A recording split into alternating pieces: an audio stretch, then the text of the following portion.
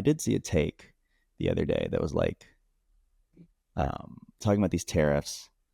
Because, I mean, okay, here's the idea. Very simple. And, okay, I'll just tell you guys how I think about this stuff.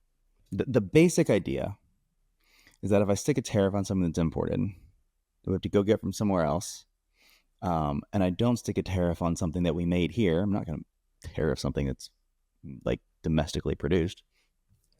The idea is that the consumer then has a choice to either purchase something that is made here at a lower cost, all things equal, or purchase something that was made somewhere else at a higher cost.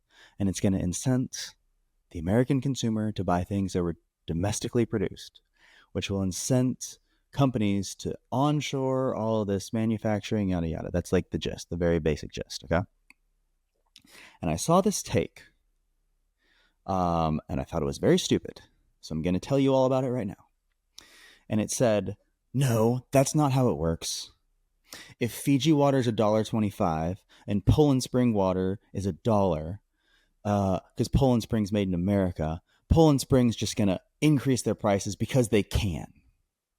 And I was like, and this was from like somebody who you would classically consider a smart person. I've heard the term IYI, intellectual yet idiot. An overeducated person that actually doesn't know anything about how the world works. Because if you know anything at all about how the world works, the consumers, what do they purchase? They purchase the cheapest, best alternative. Always. Almost to the penny, by the way. And anybody who's ever studied consumers in any mass capacity will tell you that the consumer will always buy the cheapest option as long as it works. They will always buy the cheapest option. And what is the point of an efficient economy? That you have so many producers creating so much supply, fighting over this demand, that they will battle to the ends of the earth to get to the cheapest product possible so that they will sell more units. Okay? So if you have a water bottle that's $1.25 and another one that's $1, they will not just raise the price.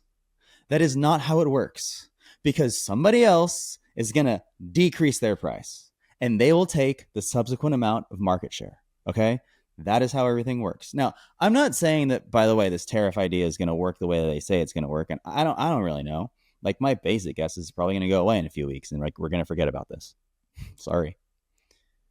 But to be like so like dumb to say that, oh yeah, everybody's just going to raise their price even if it was made in America. These are the people making decisions for our country, or who could be in a capacity to make a decision, we'll say. And that's their take. That's the opposite side's take, that oh yeah, everybody's just going to raise their prices. People believe this. That's like look at Walmart for a second. Do you guys know how Walmart makes money? They buy stuff, they mark it up like 2 or 3%, and then they sell it. Do you know how that business model works? Only if you can sell $500 billion worth of stuff a year. That is literally the only way.